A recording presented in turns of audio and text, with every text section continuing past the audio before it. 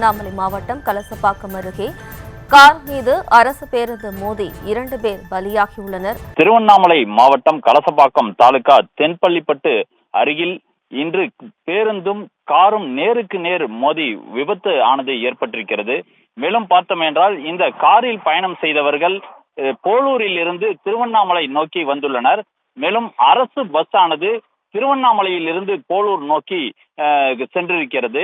இந்த சூழ்நிலையில் முதற்கட்ட போலீசாரினுடைய முதற்கட்ட விசாரணையில் பேருந்தின் டயரானது வெடித்ததில் இந்த விபத்து ஏற்பட்டிருக்கலாம் என்ற ஒரு தகவலானது வெளியாகி இருக்கிறது.